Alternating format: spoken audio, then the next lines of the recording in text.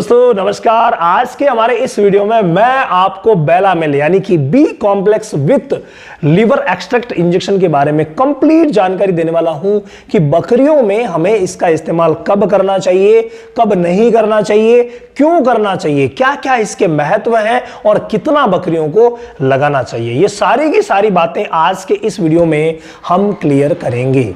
देखिए, अगर आप बी कॉम्प्लेक्स इंजेक्शन को देखें जो कि मेरा हाथ में है, इसमें साफ लिखा हुआ है B complex with liver extract injection, यानी बी कॉम्प्लेक्स तो है, साथ में लीवर एक्सट्रैक्ट भी है।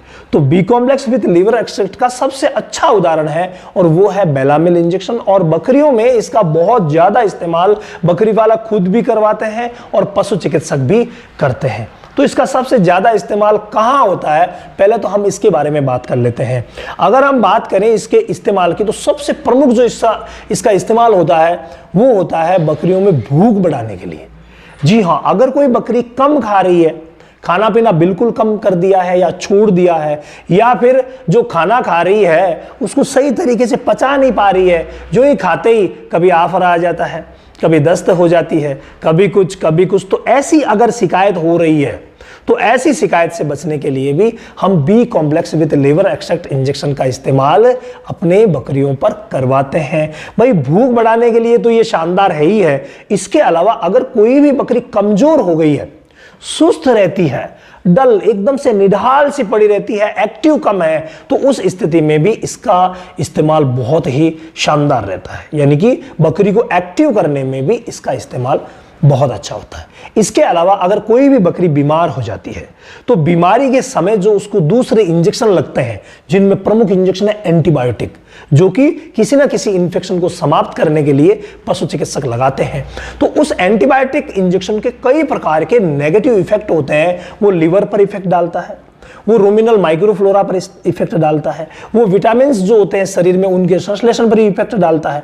तो उसके जितने भी नेगेटिव इफेक्ट है एंटीबायोटिक के, उसको दूर करने में इसकी बहुत बड़ी भूमिका होती है, बहुत बड़ी इंपॉर्टेंस होती है। तो वहां भी इसका इस्तेमाल करवाया जा सकता है। इसके अलावा कोई भी बीमारी किसी बकरी को हो जाए और बीमारी के बाद, बीमारी हो गई, बीमारी के बाद चलिए इलाज से वो ठीक भी हो गई, लेकिन वो पूर्वावस्था में नहीं आई, यानी उसका वजन इतना अच्छा नहीं हुआ या फिर उसकी जो हेल्थ है वो डाउन रही, उस कंडीशन में भी इसका 1 से 2 दिन तक अगर इस्तेमाल करवाया जाए तो भाई बहुत ही शानदार रहेगा। अब आप कहेंगे सर इस्तेमाल करना कहां कहां है, ये तो हमें बता दिया, लेकिन ये तो बताइए कि इस्तेमाल कब नहीं करना है।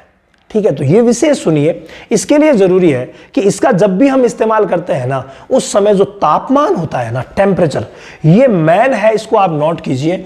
टेम्परेचर जो है वो 103 से नीचे नीचे ही इसका इस्तेमाल पशु चिकित्सक किया करते हैं। ये मैन चीज है। 103 डिग्री फ़ारेनहाइट से नीचे नीचे जब तापमान लिया जाता है तो इससे नीचे नीचे तापमान पर ये बहुत ही अच्छा वर्क करता है। लास्ट मान लीजिए 103.5 मान लीजिए, बस इससे ऊपर इसका इस्तेमाल ना ही करवाएं तो अच्छा रहता है। सब जगह बहुत अच्छा है, लेकिन हाई टेम्परेचर में इसका इस्तेमाल अगर करवाते हैं तो कई बार समस्या हो सकती है। वो एरिया स्पेसिफिक होती है, किसी किसी एरिया में समस्या होती है, किसी किसी में नहीं होती। तो मेन चीज आप इसको ध्यान रखिए कि हमें हाई टेम्परेचर में इसका इस्तेमाल नहीं करवाना है। इसके अलावा इसका हमें इस्तेमाल करना कैसे है, ये सिर्फ और सिर्फ इंट्रामस्कुलर इंजेक्शन है, यानी कि आईएम ही लगेगा, यानी कि ये मांस में ही लगता है। ये ध्यान रखना, कभी भी इसको अगर चमड़ी में या नस में लगा दिया जाए तो ये परेशानी खड़ी कर सकता है, पशु की मौत भी हो सकती है बकरी की, तो विशेष ध्यान दीजिए। इसके अलावा इसको लगाना कितना है ये भी इंपॉर्टेंट है।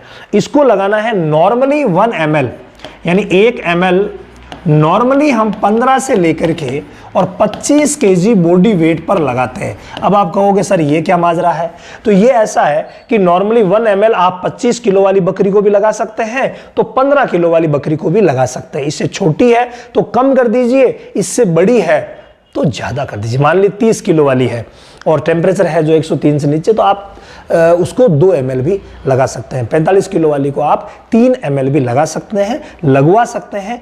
लगवाना पशु चिकित्सक से है, ध्यान रखिएगा, लेकिन लगवाना इंट्रामस्कुलर यानी कि मांस में लगवाना है।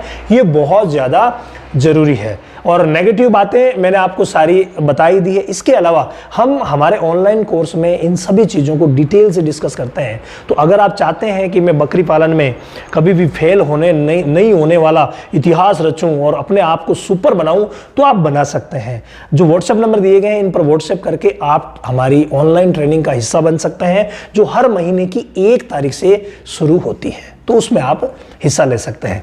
इसके अलावा इसके बारे में कुछ बची हुई बातें बताऊं तो प्रेगनेंसी में ये बिल्कुल सेफ है।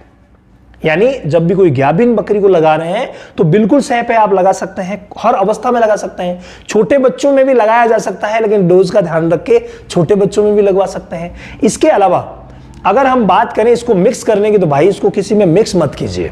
हालांकि कई बार मान लीजिए इंजेक्शनों की संख्या को कम करने के लिए कुछ पशु चिकित्सक इसको सीपीएम में या ट्राइबीवेट में मिक्स करते हैं, वो चल जाता है, लेकिन जहां तक हो सके इसको अगर मिक्स ना ही करें तो बहुत अच्छा रहेगा। टेम्परेचर की बात हमने कर ली, अवस्था में छोटे बच्चों में लगाने की बात हमने कर ली। इसके अलावा और कौन सा मैटर रह गया है? कोई भी बात अगर छूट गई है तो आप मुझे कमेंट करके ज़रूर बताइएगा, मैं आपके लिए कमेंट का जवाब, क्योंकि ये भी किसी भाई ने पूछा ही था, तो लगातार आप लोगों के कमेंट आते हैं, उसके हिसाब से ही हम आप लोगों के लिए वीडियो बनाते हैं। अगर हम बात करें इसके रिपीट की, आप पूछेंगे सर रिपीट कितने टाइम से करें, तो अगर हम बात इसके रिपीट की करें तो आप 12 से लेकर के और 24 घंटे में इसको रिपीट कर सकते हैं। 12 घंटे से लेकर के 24 घंटे के भीतर आप इसको रिपीट कर सकते हैं। ज़्यादा प्रॉब्लम है तो 12 घंटे से कर दीजिए, अगर प्रॉब्लम कम है तो इसको 24 घंटे से रिपीट कर दीजिए। या जब भी आप एंटीबायोटिक लगाते हैं उस समय उसके अलग से, यानी उसमें मिलाना नहीं है, अलग से दूसरी तरफ इसको इंट्रामस्कुलर लगाया जा सकता है। मैंने शुरुआत में ही बात की थी कि सिर्फ आईएम लगाना है, यानी कि इसको आईवी किसी भी सूरत में नहीं लगाना है, इसीलिए इसको कभी भी किसी भी सैलाइन में मिक्स नहीं करना है। कई भाई जो है, मैंने कई प्रश्न पढ़े थे कि सर क्या बी कॉम्प्लेक्स को हम सैलाइन में मिक्स करके लगा सकते हैं क्या? तो ये विशेष ध्यान दीजिए, सैलाइन में मिक्स करके आप नहीं लगा सकते। ये भूख बढ़ाने का बहुत अच्छा इंजेक्शन है, कमजोरी दूर करने का बहुत अच्छा इंजेक्शन है, लेकिन अगर ड्रिप में मिलाया तो भाई बहुत बड़ा नुकसान हो सकता है। इसलिए पूरा ध्यान रख के आपको ये काम करना है।